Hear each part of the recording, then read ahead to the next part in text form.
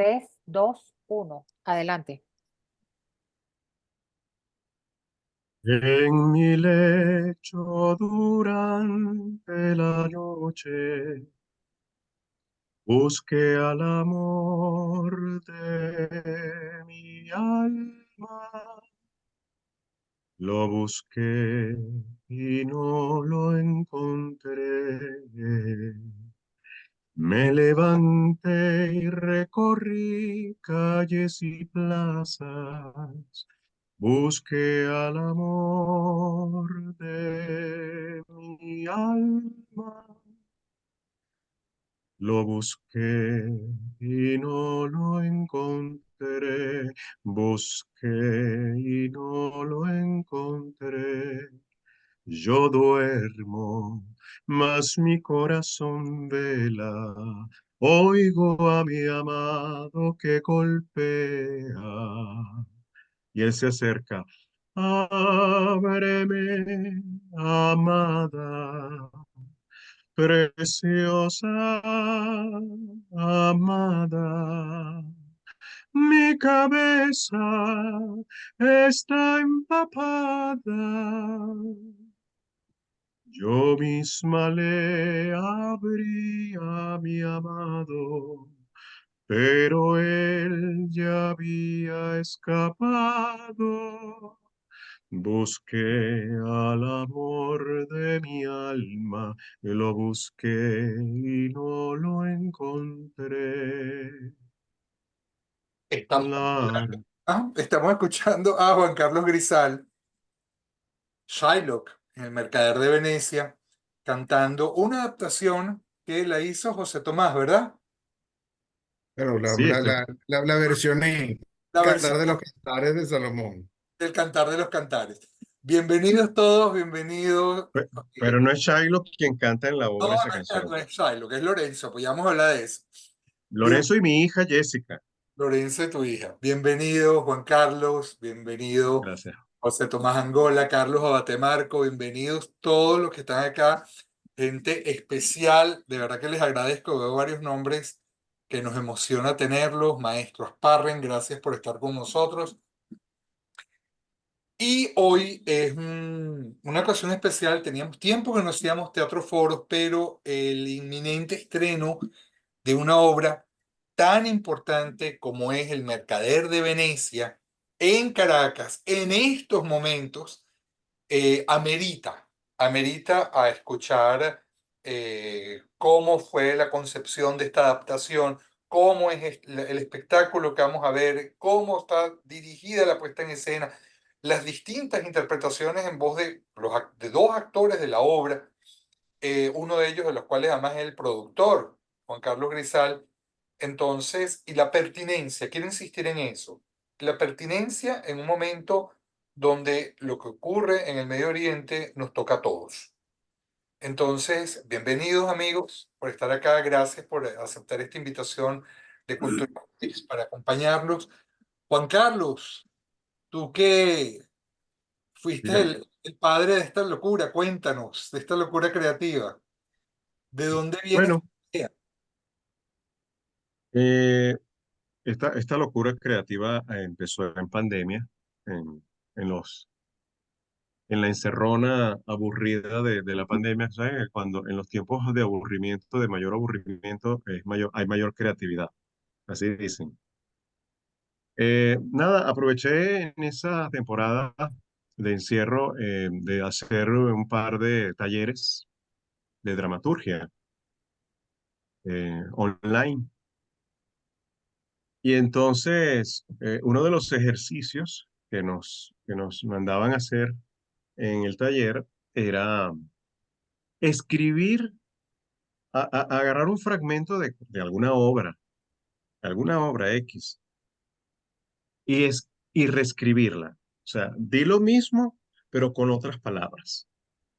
Eso era una de los ejercicios. Y era una cosa muy divertida porque entonces había cualquier cantidad de ejemplos. Lenguaje coloquial de hoy día, imagínate, es una locura.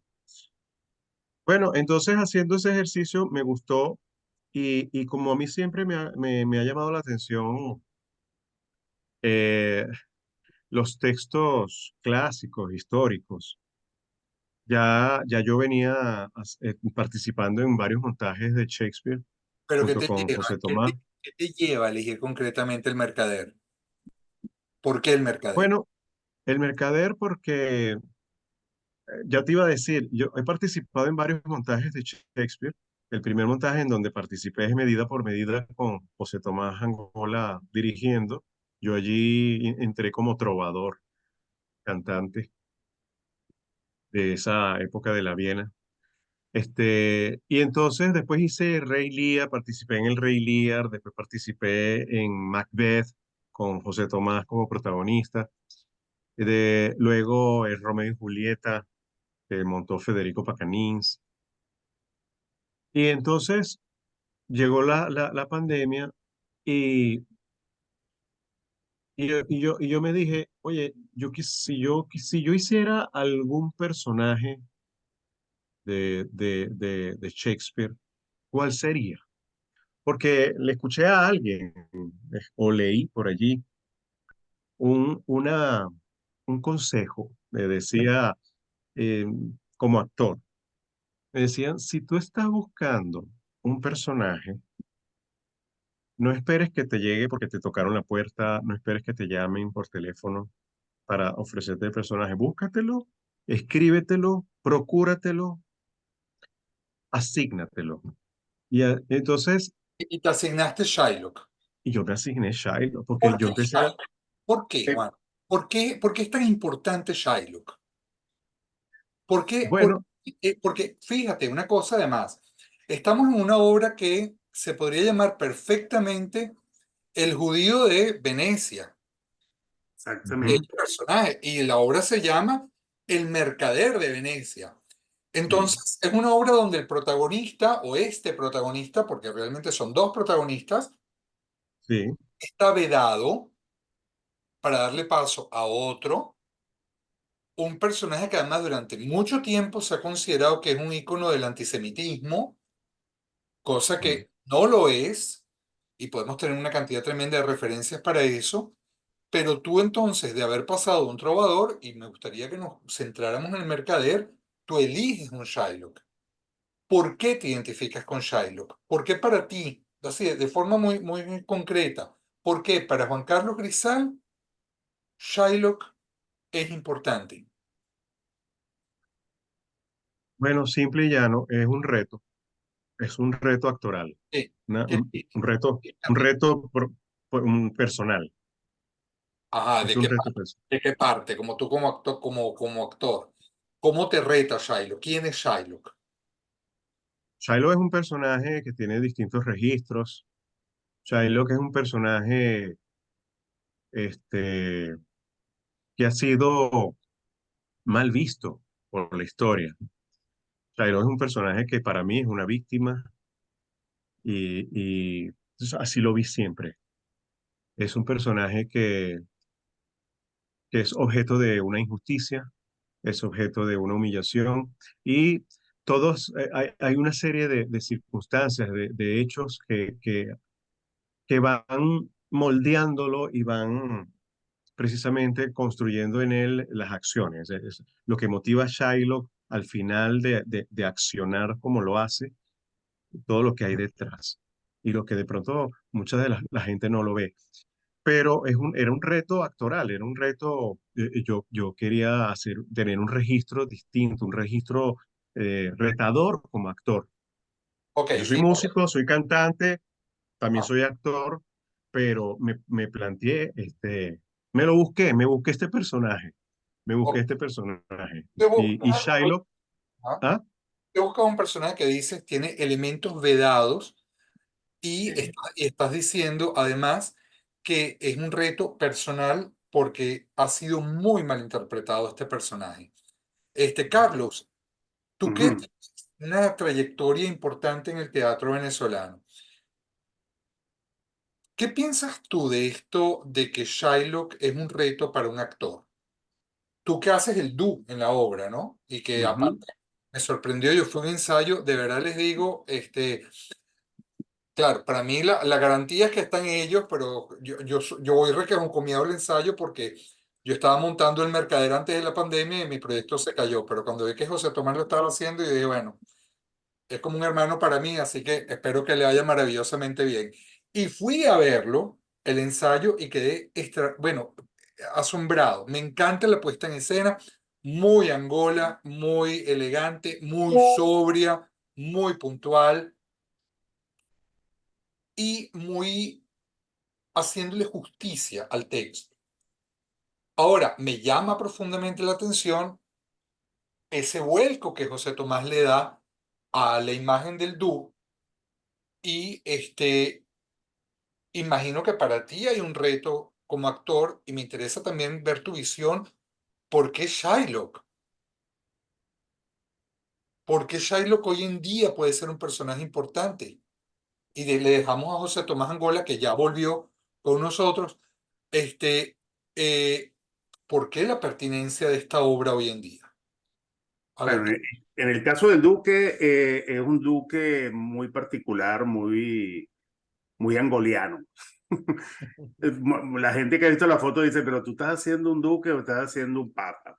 Entonces, y hay una simbiosis muy interesante, a mí me parece realmente interesante porque el Duque no solo está representando el poder de lo profano, el poder de lo que es, digamos, la Venecia de esa época, sino también está representando de alguna manera al cristianismo. Está representando a un emisario, que puede ser un papa, puede ser eso, Dios, que está ahí, y se confronta justamente con un personaje como es Shylock. ¿y cómo es Shylock? Shylock es un outsider en el sentido de que es una persona que está completamente fuera de los parámetros de lo que es lo convencional dentro de Venecia. Es un judío. Y obviamente el ser judío de alguna manera es un hombre estigmatizado, es un hombre vejado, humillado, escupido, y eso de alguna forma le va creando una caparazón y le va creando un momento en el cual dice, pero ¿hasta cuándo yo voy a soportar todas estas vejaciones por estos cristianos? Si ellos se vengan de mí, entonces yo tengo la posibilidad de vengarme de ellos en algún momento. Ese es un texto que dice el Sí, mismo pero Simon. ahí vamos a volver, ahí vamos a volver luego, y yo quisiera parar aquí, Carlos, para escuchar un tipo a José Tomás, Claro. que se tiende, y quiero insistir, a decir que esta es una obra antisemita, y muchos se centran en el tema de la venganza de Shylock, y justamente hablaba con José Tomás y veíamos que hay momentos en el texto donde Shylock no quiere estar metido en esta trama, donde él hace todo lo posible para que no lo involucren en la solicitud de un préstamo que le piden, porque él sabe que va a terminar mal, como efectivamente sucede. Esta es una obra que se presenta como una comedia y termina siendo una tragedia. Entonces, José Tomás, ¿qué dices de esto? ¿Y por qué te metes en este proyecto en este momento? Tú que eres un hombre tan acucioso con los proyectos que vas eligiendo y la pertinencia histórica de ellos. Mira, en una forma muy resumida, yo no tenía en planes el Mercader de Venecia. Este viene a ser mi tercer Shakespeare. Yo hice ya Sueño de Noche de Verano, hice Medida por Medida, e hice Macbeth, pero en plan de actor. Por eso no lo pongo en esa lista. Cuando Juan Carlos se me acerca el año pasado, incluso mediados, el primer semestre del año pasado, y me entrega el Mercader de Venecia. A mí me gustó especialmente la pieza y me hizo regresar a la pieza que había leído hacía muchísimos años. Y había algo que especialmente me llamaba la atención sobre ella, que después, trágicamente, la historia contemporánea en los últimos meses se encargó de mostrar que tenía muchísima valía y había que hablar sobre eso, que era el tema sobre la justicia y la misericordia, que hago mucho hincapié en eso. Eh, la justicia humana, si no tiene misericordia, es crueldad y es venganza. y la forma en que la justicia humana puede parecerse a la justicia divina o acercarse a la justicia divina es a través de la misericordia, de la clemencia. Hay una frase maravillosa que dice Porcia cuando hace el personaje de Baltasar del juez, que es, si Dios, que es juez justo, perfecto, si Dios solo fuese justo, nadie entraría al cielo, nadie entraría al paraíso. Solo entra porque es misericordioso, no porque es justo. Entonces, aquí había como una suerte de decisión, porque yo sentía que en el momento del mundo estaba entrampado entre justicia, que sonaba más a venganza, y misericordia, que era forma de acercarnos, encontrarnos, tolerarnos y aceptarnos. En el caso, quería hacer una digresión. En el caso específico del Duque, y aquí hay una posición muy personal que creo que puede ser muy novedosa en cuanto a no la he leído nunca en que alguien lo haya hecho como director y puede ser muy controvertida porque puede ser discutida. Y eso lo hemos hablado mucho Carlos y yo. Yo a Carlos simbólicamente lo he investido de deidad. El duque en esta pieza para mí es Dios. Ujú. Es ese ser que imparte justicia estando pero no estando, participando pero no interviniendo. Y eso es lo que él hace. Y yo sí lo quise manifestar muchas veces a él cuando estaba levantando el personaje y quería que se sintiera. Que era una Sí, manera de está logrado. Eso está logrado. ejemplificar esa percepción de lo que es la presencia divina, lo que es la presencia de Dios en nuestro mundo terrenal, en donde los que tenemos fe sabemos que está, pero Él no se manifiesta, ni hace ejercicios visibles o manifiestos de su presencia, sino que le deja al libre albedrío humano la participación. Eso sí, Él asume en los momentos específicos de la pieza el rol y la misión que debe hacer. Por ejemplo, él perdona a Shylock antes de que Shylock pida perdón en el acto 4. Eso es muy importante. Otro elemento que me parece sumamente valioso de la pieza es que la pieza hace un ejercicio sobre la hipocresía cristiana. Antonio, que es un mercader que se ufana de ser un mercader que presta sin cobrar intereses, que detesta la usura, apela al final a un personaje que presta con intereses.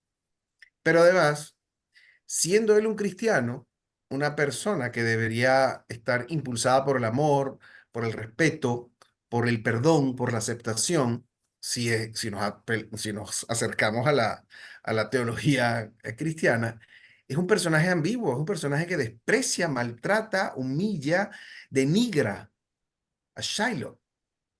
Y él también tiene una transformación, y yo en el juicio intenté, que no está, así no lo plantea Shakespeare, pero yo traté de manifestarlo.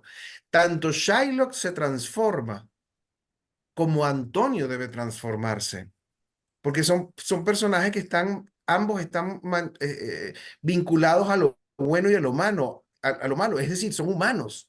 Él Permítame, debe transformarse y él perdón, debe perdonar a Shylock, y así lo he tratado de asumir como director. perdona un momentico, Juan.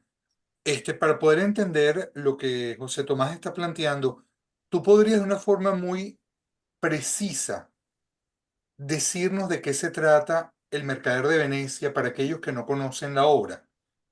Si tuvieras que decirnos en un minuto de qué trata El Mercader de Venecia, ¿cómo lo dirías? Mercader de Venecia es una obra que trata sobre la misericordia y la justicia. ¿Ok? ¿Y el plot cuál viene siendo? Y es una obra donde para lograr esa misericordia y esa justicia, bueno, se van a desencadenarse una serie de situaciones que generan sentimientos encontrados. Allí, Correcto. Es decir, hay toda una situación donde un joven se quiere casar, no tiene los recursos y eso va a hacerlo buscar un amigo, le preste ese dinero. Como no lo tienen, van a pedirle un préstamo a Shylock. ¿Por qué? Shiloh, Porque en ese momento la iglesia prohibía a los cristianos la usura y solamente estaba permitido en Venecia, en el gueto judío, que la comunidad judía prestara el dinero por designación del Estado y de la iglesia y además para que acuñaran el oro. Él va para allá, Antonio, le pide a Shylock que por favor le preste dinero. Shylock no quiere. Antonio le dice, si no me lo quieres prestar, préstamelo y me cobras como enemigo.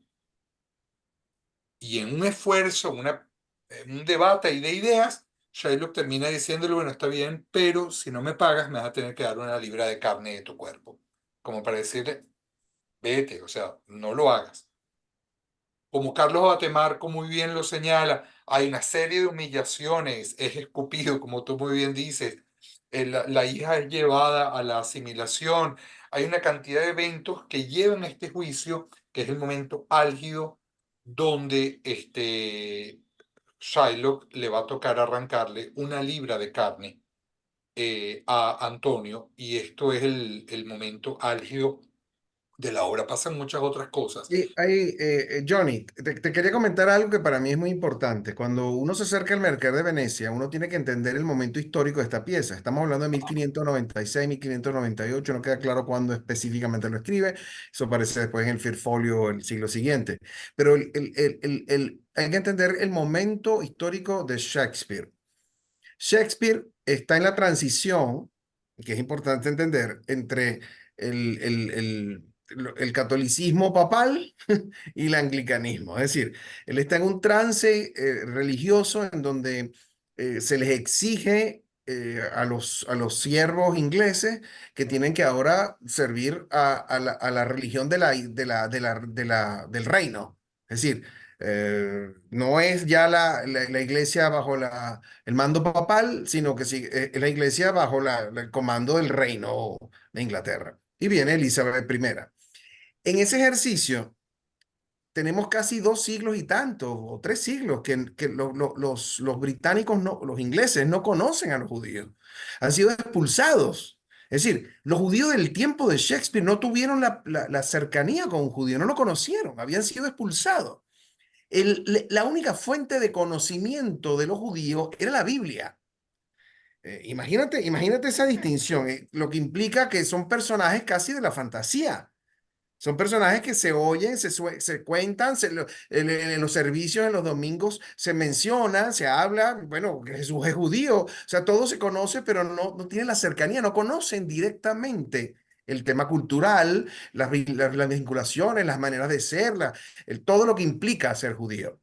Entonces, hay una cosa muy particular de Shakespeare en esta pieza, que es que él se abroga el derecho a tratar de humanizar al judío, porque el judío ha quedado manchado por un estigma absolutamente injusto, que no tiene nada que ver con la historia, que no es históricamente correcto, sino que fue propiciado por campañas absurdas, descabelladas, que dice que los judíos crucificaron a Cristo.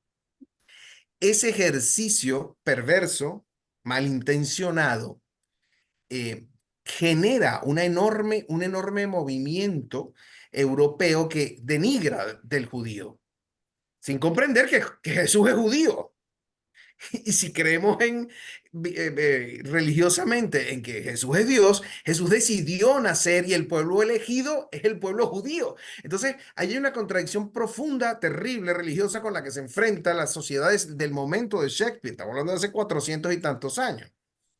Cuando Shakespeare asume la cruzada de humanizar, de darle una dimensión humana, espiritual, racional, intelectual, moral, equilibrada e igualada a la de cualquier veneciano de su tiempo, que es el tiempo, hace un ejercicio profundamente audaz. Por eso cuando alguien me dice, esa es una pieza antisemita, wow, aunque lo diga Harold Bloom, a quien respeto enormemente, tengo que entrar en una contradicción gigantesca porque no estás viendo el momento histórico de lo que está ocurriendo y cuándo ocurrió.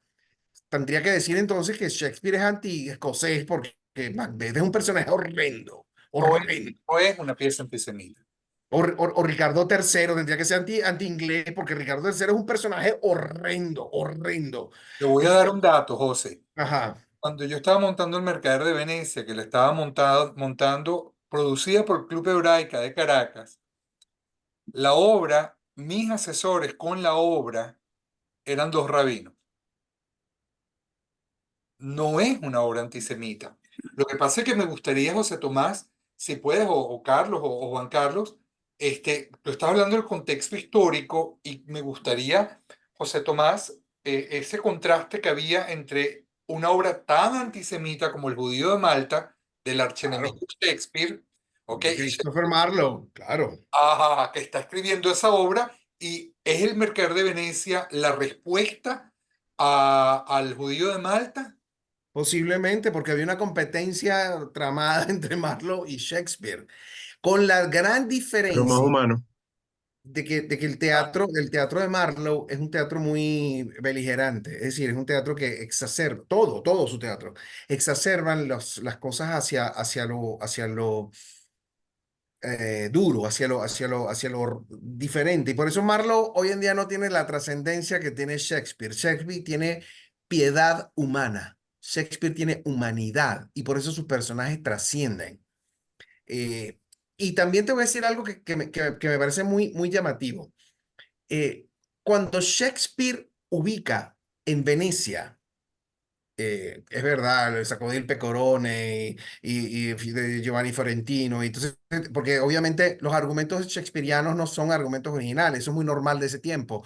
Los argumentos, las tramas son tomadas de otras cosas que son de siglos anteriores, ellos lo que hacen son reelaboraciones, no son como, era como era la música en ese momento, que se le reelaboraban las melodías y lo que trabajaban eran las partes armónicas, pero no había originalidad en el tratamiento melódico.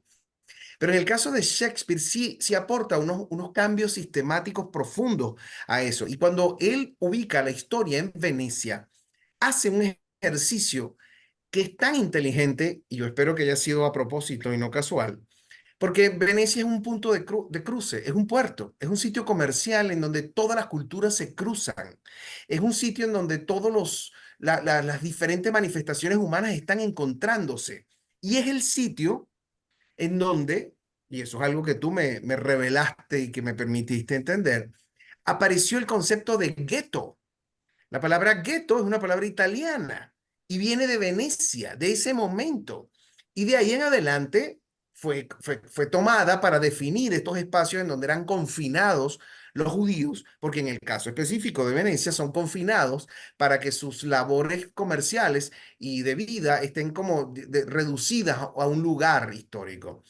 Ahora, lo más relevante de toda esta historia es que el proceso de acercamiento del cristiano al judío en esa obra es un proceso de acercamiento hipócrita. Y yo quiero eso restaurarlo y levantarlo, porque aparentemente se señala que Shylock es un personaje ominoso porque él es cruel. Él demanda el cumplimiento de la cláusula penal. Y no, es un personaje profundamente justo. Está exigiendo lo que existe en el contrato que fue aprobado por Antonio y Antonio firmó.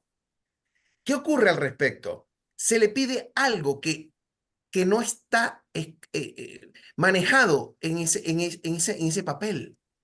Se le pide que ejerza algo que está fuera de él, que es perdona todas las afrentas, todas las humillaciones, todo lo que se te ha largado encima, perdónalo y con eso libéralo de la cláusula penal. Pero él no hace ninguna injusticia. Él no hace nada que esté fuera de su propósito real. Es más, no hace nada que esté fuera de la ley de Venecia. Él exige la ley y la justicia. Por eso es absurdo pretender creer que Shylock es un personaje villano. No lo puede ser si lo que está exigiendo es justicia. Eso es lo que demanda.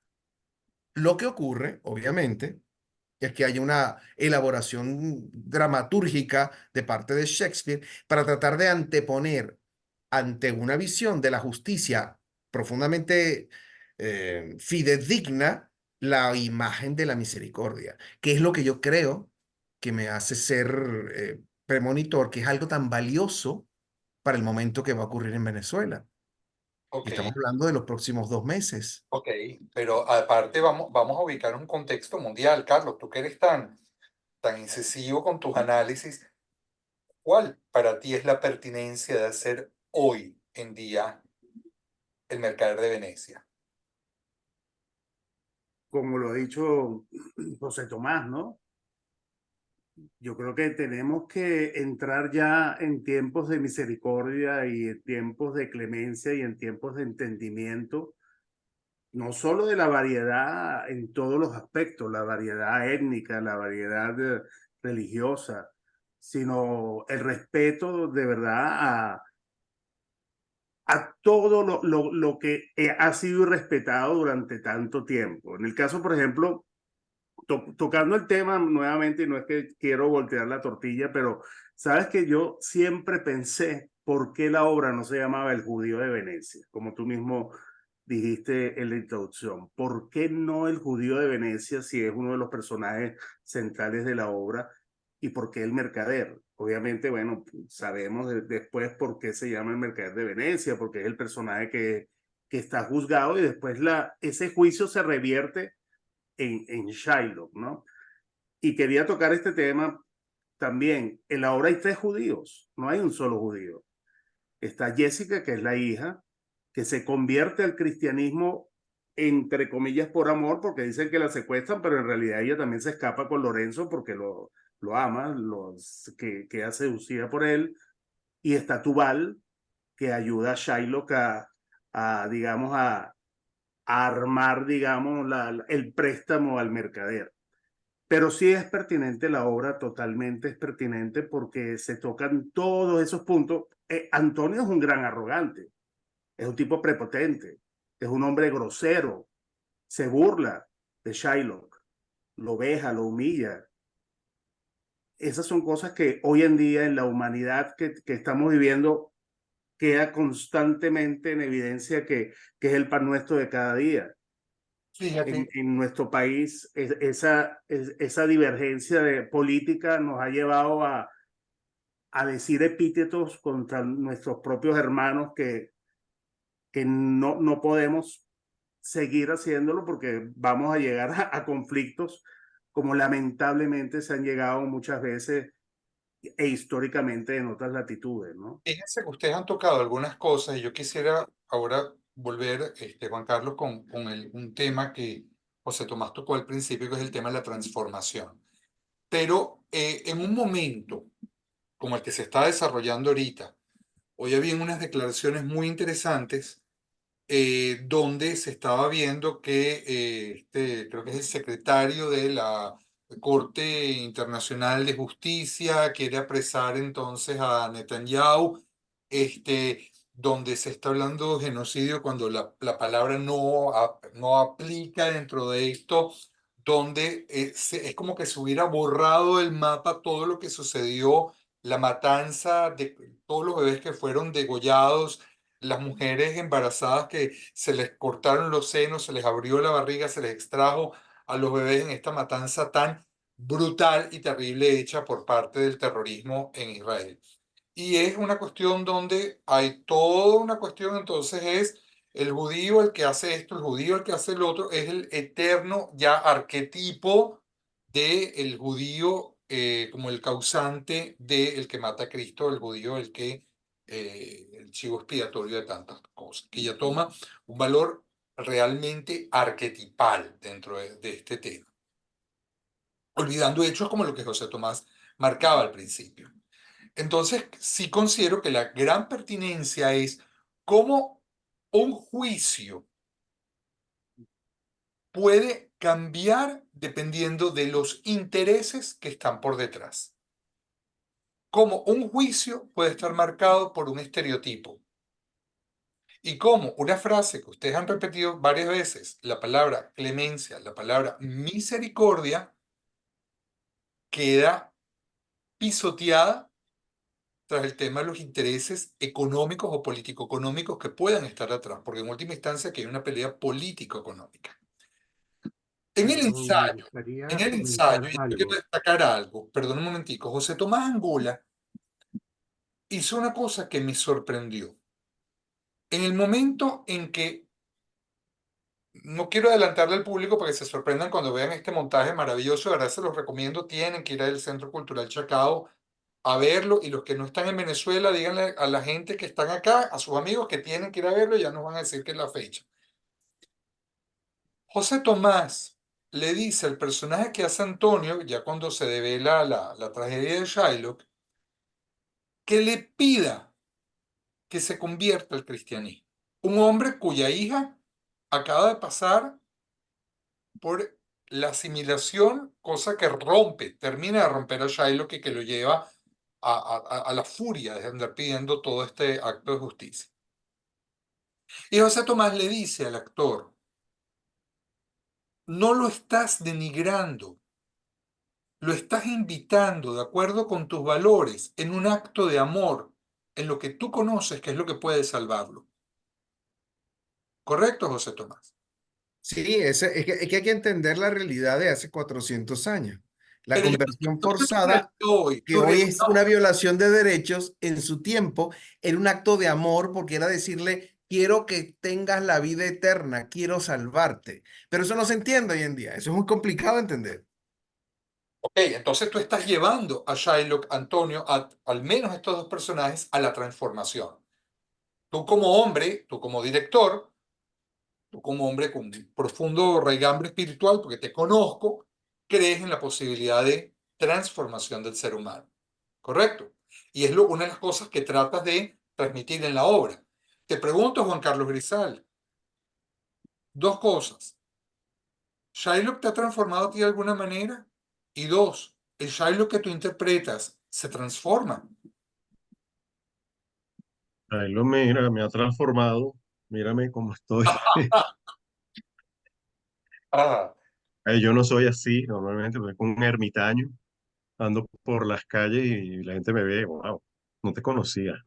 En fin, Shylock, sí, claro. eh, Shylock me ha transformado, me ha acercado a la humanidad, a entender muchas cosas a, a no ser, fíjate, a no ser prejuicioso. Toda persona tiene una historia, toda persona que tiene una reacción o que acciona de alguna manera está motivado por algo detrás que uno ignora. A veces hay gente que te puede insultar o te puede maltratar de alguna manera y tú no sabes por qué. Y tú reaccionas igual, pero cuando hay que ser como que, hay que ser superior, hay que estar como que por encima de esas pasiones bajas y, y eso es una de las cosas que le enseñan los personajes a los actores. Ahora, Shylock se transforma. Sí, Shylock se transforma porque él se da cuenta, al final, cómo Antonio se le acerca cuando, cuando le ofrece su mano, cuando le preguntan qué castigo le puedes dar, otorgar al judío. Y Antonio, en vez de castigarlo, le ofrece su mano y le devuelve sus bienes. Y después le pide como condición que se transforme o que se convierta al cristianismo por aquello de que estamos en un momento histórico, 1600, donde la concepción del cristianismo era el perdón, la misericordia, ganar el cielo, ganar el paraíso, ser salvado. Esa era la visión de ese momento. Y proponerle a Shiloh, conviértete al cristianismo, es pedirle, decirle, sálvate y ven con nosotros. pero De alguna manera, ¿ah? habría que decir para Shylock que eso es una salvación. Porque Mira, el llanto de Tubal es... eh, Estamos dándole al público el no final. importa, no importa mira, aquí no hay spoiler posible, no hay forma de hacer spoiler en una, o sea, al final de Romeo y Julieta se mueren los dos, o sea, no hay forma de hacer spoiler, Eso sí, porque la Julieta. no es la resolución dramática, sino el proceso de cómo se resuelve dramáticamente lo que importa. Me gustaría hacer algún comentario, si es posible. Sí, sí, ya vamos para allá, un momento, por favor. Por favor, que mi Ah, gran maestro. Maestro, me claro que interesa. sí, por favor, esperamos su Ángulo. comentario. Gran maestro. ¿Quién? Asparre, por supuesto. A Leonardo, adelante. ¿Dónde estás? Que no te veo. Bueno, aquí estoy. Muchas Dale, gracias. dale, por favor, Leonardo. Qué honor que tú estás aquí. Qué Leonardo Asparre. honor, qué honor, qué Yo honor. siempre me planteo muy en particular con los grandes autores clásicos, Ajá. la necesidad de averiguar qué le quiso decir ese autor a su espectador, no a mí, a su espectador, porque entre ellos y nosotros hay muchos siglos de cultura que los han envuelto. Y en este caso hay que tomar en consideración varias cosas. Inglaterra fue el primer país de Europa que expulsó a los judíos en el siglo XIII.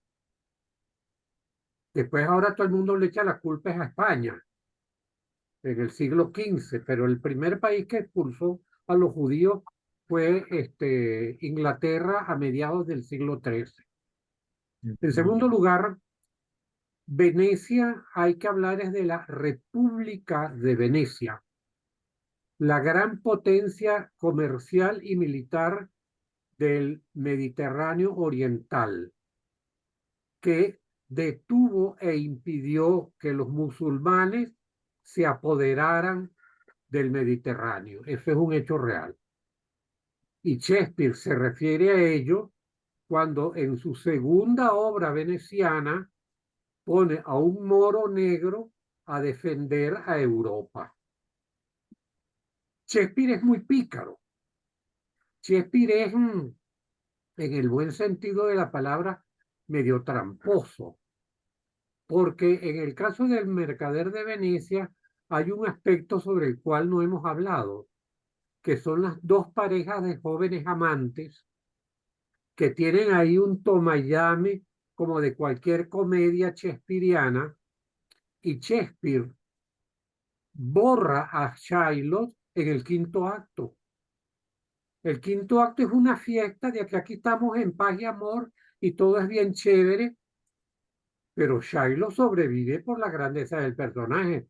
Pero cuando Shakespeare le monta la obra a sus espectadores en 1596-97, le mete ese quinto acto para que se olviden de lo que pasó. ¿Y qué fue lo que pasó? Lo que pasó fue que Shakespeare aprovecha el problema de los judíos para defender, no para defender, para asumir lo que es la universalidad de la condición humana. No debemos olvidar el breve monólogo de Shylock, donde él habla, bueno, si a ustedes les duele y a mí también somos iguales. Si ustedes tienen dolor de cabeza y yo también, entonces todos somos iguales. ¿Qué está haciendo Shakespeare ahí? Shakespeare ahí está planteando la universalidad de la condición humana, ¿verdad? Y le deja eso así al espectador a ver qué hace él con eso. Es parte de esa trampa de Shakespeare para crear ni es un drama ni es una comedia, como hablo en un artículo que me pidió José Tomás, porque es ambas cosas dentro de la gran picardía de Shakespeare para meterse al espectador en su bolsillo y dejar que el espectador vea que piense lo que le dé la gana. Es decir, no sabemos con cuántas dudas y discusiones salieron los espectadores de aquel teatro diciendo esto o lo otro o patatín o patatán. ¿Por qué? Porque el negocio del mercado lo tenían los cristianos europeos. Y como alguien comentó, creo que fue Johnny, a los cristianos en la Edad Media les prohibieron los negocios de intereses y financieros porque eran negocios que estimulaban la avaricia, el pecado de la avaricia. Entonces le dejaron eso a los judíos y un poco a los musulmanes. De tal manera que cuando se empieza a consolidar el capitalismo y cuando se empieza a consolidar la economía financiera a través de los bancos, son los judíos los que se ocupan de eso, ¿verdad? Pero no por maldad, sino que me dejaron abierto el camino, entonces yo lo utilizo. Lo demás es picardía para ponernos a discutir. Sí. Hay algo, Leonardo, que me parece muy relevante del tema, que es que uno lee, por ejemplo, lo que lo que escribió Auden sobre el mercader, y Auden habla de que no hay profundidad en el tema religioso. Y yo soy de los pocos que sostiene que incluso en todas las obras, hasta las comedias de las equivocaciones, las cosas absurdas, en todo el teatro de Shakespeare, el tema religioso es muy importante, es realmente relevante, porque eso marcaba la vida del momento, de la historia, de ese instante de la sociedad. No, Todo se debatía a través de lo del tema marcaba a religioso. él. El Entonces, padre de Shakespeare era católico. Y exactamente, ahí hay hay un un gran documento dilema, claro. testamentario según el cual murió católico.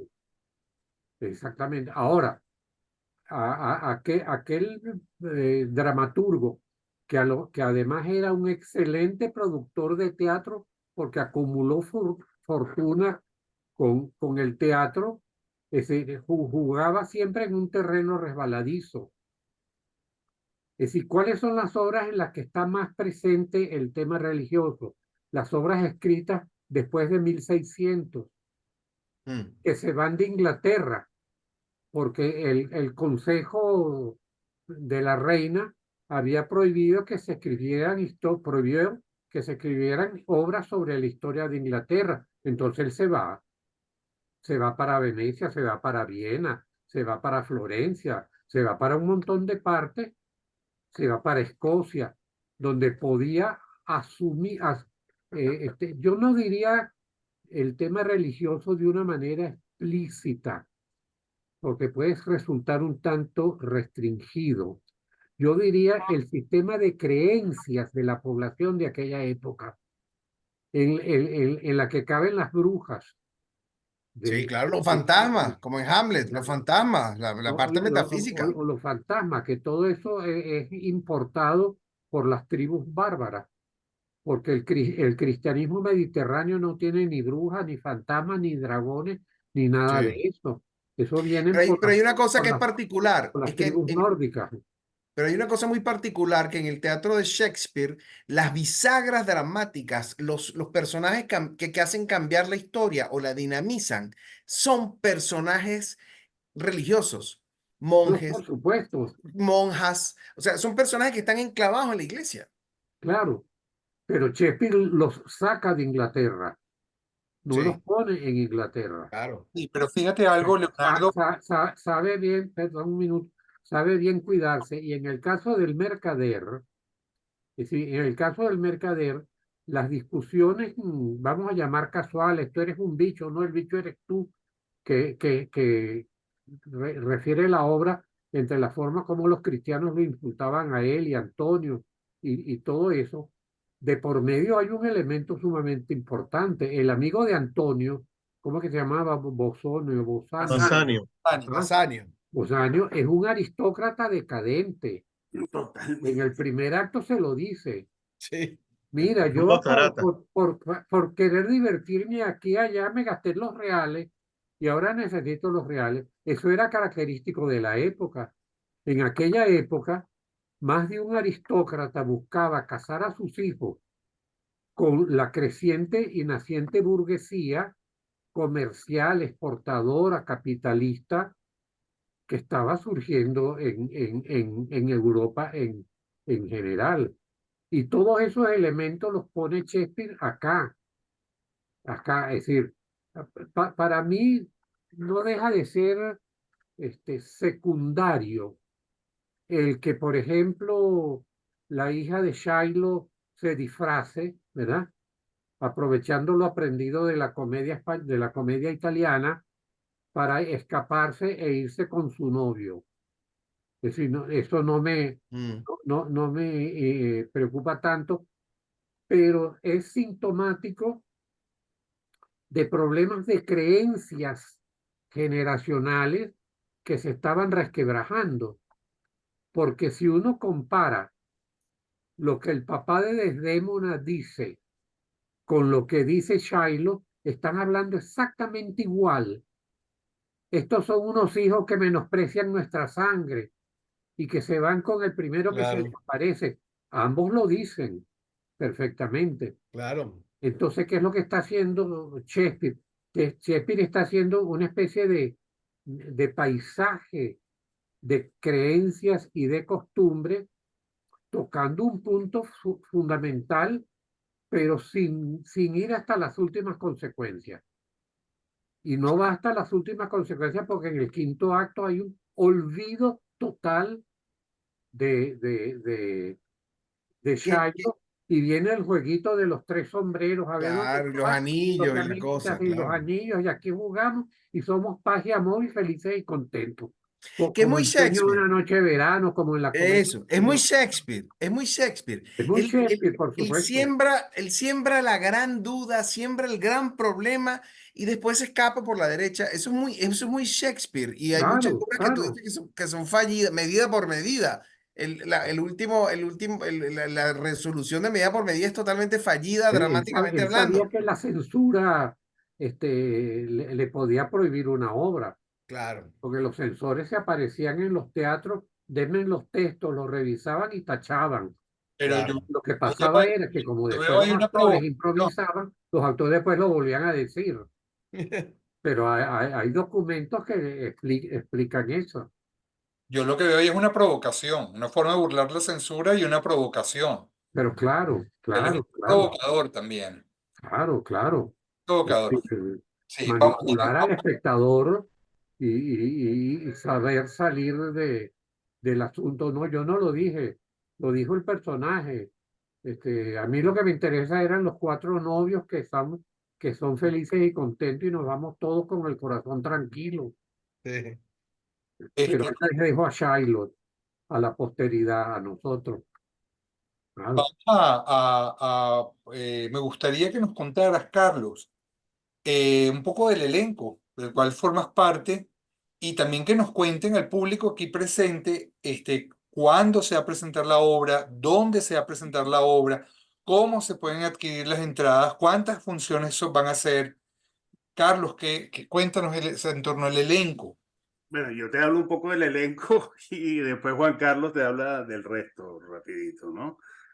El elenco está conformado por gente de diferentes, digamos, veteranías, por decirlo así, actoralmente, pero que cada uno está muy bien pensado y muy bien escogido por José Tomás, ¿no? Está Y Asdrúbal Juan Carlos, Blanco. y Juan Carlos, y Juan Ay, Carlos. Juan Carlos, y Juan Claro. Carlos.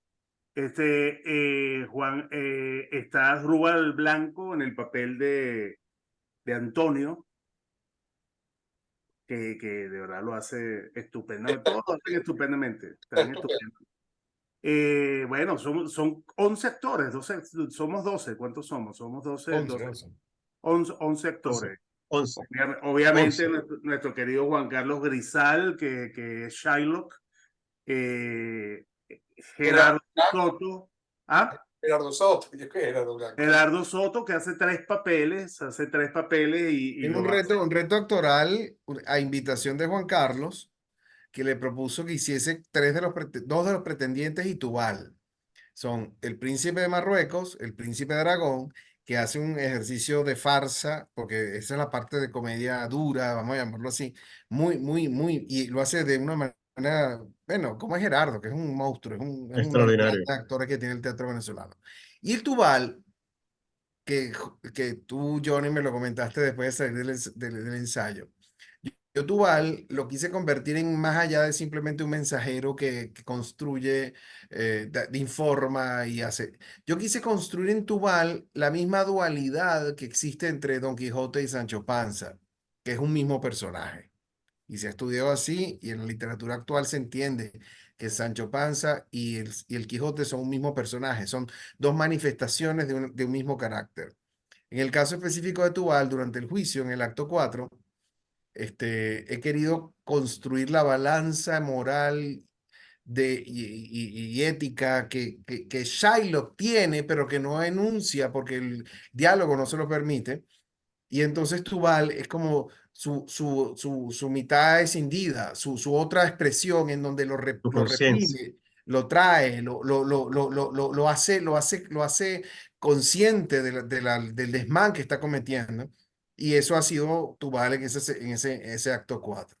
Y por eso lo que está haciendo Gerardo es maravilloso y estoy feliz de que esté ahí.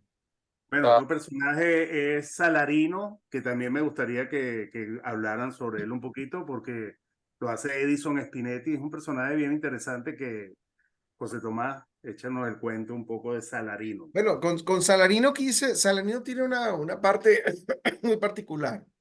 Narrador. Y Salarino narra, pero cuando tú te consigues un narrador en una historia, tú inmediatamente intuyes que ahí está presente el autor de la pieza. Y no solo hace que la historia se mueva, sino que también agrega elementos de discernimiento de la pieza. Entonces yo quise convertir, y así lo he trabajado con él, y él lo ha comprendido así, que Salarino es un alter ego de Shakespeare. No solo porque es un personaje que agrega elementos comprensivos a la historia, sino que también abre una, una, una, una duda cuando ocurren ciertas situaciones, porque sus diálogos son profundamente hermosos, tienen una potencia poética muy grande. Y además cierra la pieza. Entonces quisimos quise convertir a Salarino en una especie de alter ego de Shakespeare que nunca, eso no ha sido normalmente así en ninguna pieza de Shakespeare. Shakespeare nunca quiso aparecer en sus piezas, nunca hizo ese ejercicio porque no era una figura común ni era una figura que existiese en su tiempo de que el autor apareciese en la obra. Entonces lo que hice fue tratar de propiciar un desdoblamiento de Salarino con Shakespeare y eso es parte de lo que entabla con el público durante la pieza. Bueno, Está está... Fíjate que, Ajá, dale. sí, ¿no? No, no, sigue, sigue. No, Juan. complementando lo que está diciendo José Tomás antes de seguir con el elenco. Fíjate que José Tomás lo interpreta de esa forma, como un alter ego de Shakespeare. Cuando yo hice la versión, yo lo que hice fue que eliminé personajes, eliminé escenas y dejé lo medular. Y entonces puse en boca de Salarino esas cosas que eliminé de escenas y de personajes.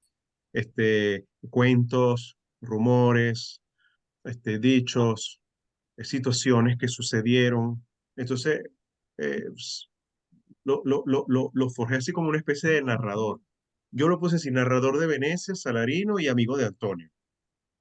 José Tomás, bueno, magistralmente en su concepción del montaje y de la dirección, hizo todo este trabajo donde le imprime a Salarino una especie de alter ego de Shakespeare. está la pareja que me parece hermosísima de Miguel Ángel Trella y la chica que hace Carla Mosquera, exacto. Carla Mosquera, que me parece que es tremenda actriz, yo no la conocía. Sí. Así Bueno, es. ellos hacen Lorenzo Hace, y hace Jessica, una ¿no? pareja hermosísima. Después está Sí. rapidito Porcia y Bassanio, que son Ruth Gruber y Absalón de los Ríos. Está Graciano y Nerissa, que es Julio César Arana. Y, Arana, Arana y esta chica Marivivi, ¿cuál es el apellido de ella? Virginia Rivera. Rivera. Virginia Rivera.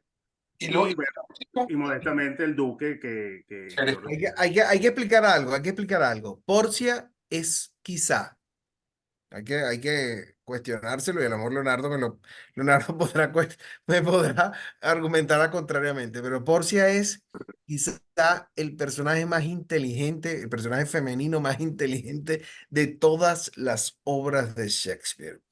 Ella arma la historia, desarrolla la historia, la resuelve durante el juicio y al final agarra y le da dos vueltas a sus parejas y lo tira al piso y termina de desandar la historia. Esa mujer es brillante como personaje es brillante. Mira, José Tomás, como estamos ya por cerrar, Sí. a mí me interesa que me hables de una mujer más inteligente que Porcia, que es tu esposa. Ujú. Esto es Y Porcia. Brillante, y es háblame de tu brillante. Tú es Porcia. la estética que ella ha logrado, ¿ok? Por favor, preséntala y cuéntanos un poco qué es lo Bueno, que... es un grupo de mujeres. Está Fabiola Neri, que es mi esposa. Está Ajá, también Elizabeth Irauquín y la diseñadora de vestuario, que es Tetelo Fernández, que es maravilloso. un ser, un artista brillante y del El que yo estoy maquillaje también. profundamente, pero fascinado. Yo siento que este proyecto está bendecido porque tiene una cantidad de gente muy talentosa que está alrededor, que le ha puesto un cariño gigantesco y que hace que esto tenga de verdad una, una salida diferente. Esto es un montaje expresionista, esto no es un montaje arqueológico, ni estoy haciendo una obra histórica. Hay una reminiscencia histórica, lo van a ver, la gente va a sentir que no es el presente, porque no hay manera de traer a Shakespeare al presente, aunque muchos quieran hacerlo. Porque lo hermoso de Shakespeare es que lo que conserva presente es la esencia humana, pero su anécdota, su trama, su argumentación pertenece a un tiempo y si la sacas de allá la pierdes. Si traes a Romeo y Julieta al presente, con un celular se acaba la historia, porque el problema es un problema de comunicación y hoy en día el problema de la comunicación no existe. Con un celular se acaba la historia. Pero esto es muy hermoso. Yo quise hacer y me acerqué a una estética de ballet. Eso Ujú. fue lo que les propuse. Y estas mujeres maravillosas con un talento que desborda, quisieron y se sumaron al proyecto y lo hicieron. La pieza es sobre espacio vacío blanco. El vestuario está muy cercano al vestuario del ballet. El mapping, que es un ejercicio visual mío, un recurso estético que estoy utilizando desde hace 15, 16 años, que está muy cercano a mí, ahí es donde está el color, porque todo el resto de la obra es blanco y negro por un tema simbólico, que quise decir, esto es una obra de blancos y negros, en donde no toma nadie decisión, pero son blancos y negros. Y José, el Bueno, color, el Duque no, toma decisiones. no adelanten claro. más para que la gente tenga el gustico de ir a verlo. ¿Dónde va a ser la obra y qué día? Centro Cultural Chacao, uno de los teatros que está ahorita en boga, en moda, que está muy lanzado a hacer cosas interesantes. Centro Cultural Chacao. Vamos a estrenar el viernes 31 de mayo a Ajá. las 6 de la tarde.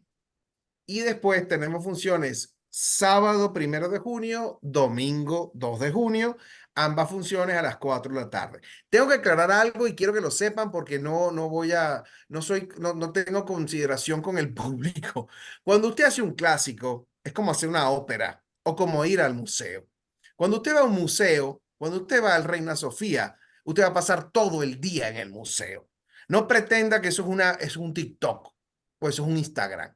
Usted tiene que entrar y meterse, sumergirse en eso. Tiene que pasar todo el día ahí para entender. Si usted va a ver una obra de Wagner, tiene que pasar 4 horas metido oyendo a Wagner para sumergirse en eso. Si usted va a ver un Shakespeare, tiene que entender que va a ir a 3 horas de un ejercicio atlético de teatro con un intermedio, por supuesto. Pero eso es una vivencia, es sumergirse. No es la superficialidad de lo que vivimos hoy en día, de las redes y la pistolada de que todos sabemos de todo, pero muy poquito. No, esto es profundo. Son 3 horas y usted está retado a creer, reflexionar, pensar, emocionarse y vivir un clásico que no hay en las carteleras venezolanas. Porque si usted ve lo que pasa en las carteleras venezolanas, no hay clásico. Repite los Entonces, días y las horas, por favor. viernes 31 de mayo, 6 de la tarde. Sábado y domingo 1 y 2 de junio a las 4 de la tarde. Las entradas están en livery.com y la entrada son $15. Por Dios, Ah, está bien. $15.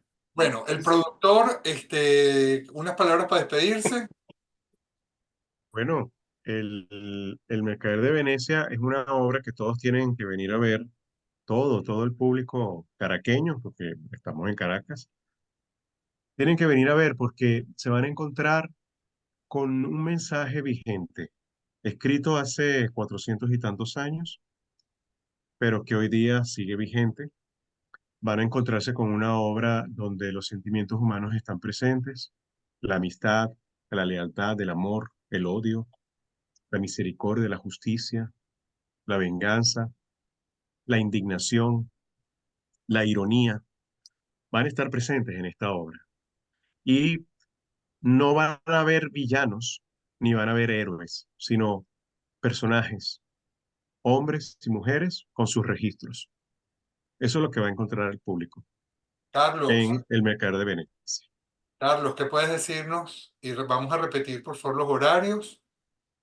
Bueno, lo que van a encontrar en el Mercader de Venecia es un grupo de gente apasionada y entregada a un proyecto hermoso como es el Mercader y, y que está dando de verdad todo lo que puede dar. Todos estamos entregados a hacer vivir nuevamente ese clásico de Shakespeare en un escenario como el Teatro Chacao. Y bueno, le dejo a José Tomás que diga de nuevo José, repítenos, y creo que se pueden comprar por Liberty, ¿no? Sí, Liberty, sí. liberi.com, están las entradas, se pueden adquirir ahí o las taquillas directas del teatro. Estamos el viernes 31 de mayo, el estreno es a las 6 de la tarde. El sábado y el domingo, 1 y 2 de junio, es a las 4 de la tarde. Y les pido, por favor, que vengan con la necesidad encarecida de enfrentarse a un teatro de arte, que es Eh, algo con la cual, con la paciencia y con el ardor, con la necesidad, con la curiosidad de explorar, de sentirse. Es como un masaje. Uno sí, cuando va a hacerse un masaje no quiere que se acabe, quiere que es, dure mucho. Bueno, esto es un masaje emocional e intelectual. es un clásico y ustedes nos están dando un teatro que lamentablemente en Venezuela no tenemos frecuentemente, pero vamos a ver un espectáculo de altura. Es un Shakespeare, está maravillosamente realizado y bueno, siempre queda la curiosidad de, como muy bien lo señalaba el maestro eh, Leonardo Sparren, cómo nos toca a cada uno de nosotros, que en última instancia somos los que vamos a decir qué es lo que está pasando en la obra, cómo nos toca, cuál es su actualidad y cómo me toca a mí como ser humano esta provocación shakespeariana. Les agradezco muchísimo que hayan estado en Cultura Mundis esta noche compartiendo con nosotros una vez más todos esos atrevimientos teatrales en una ciudad tan necesitada. Los que están acá, gracias a todo el público que nos está acompañando por estar con nosotros. Si alguno de ustedes, repito, no está en Venezuela, coméntenlo a sus familiares, a sus amigos que están acá, para que ya saben, 31 de mayo, 1 y 2 de junio, podamos acompañar a este grupo de artistas en ese Bocato di Cardenales, así se dice, ¿verdad, Batemarco? Bocato Boccato di Cardinale. eh, de arte. Muchísimas gracias, buenas noches a todos. José Tomás, Gracias. Carlos, Carlos, Gracias. maestro, Asparren, gracias a todos por acompañar. Un honor que esté Leonardo con nosotros aquí, caramba, qué Caramba, honor, gracias. qué honor, qué privilegio. Nos vemos entonces en el Teatro de Chacao. Hasta la próxima. Chao.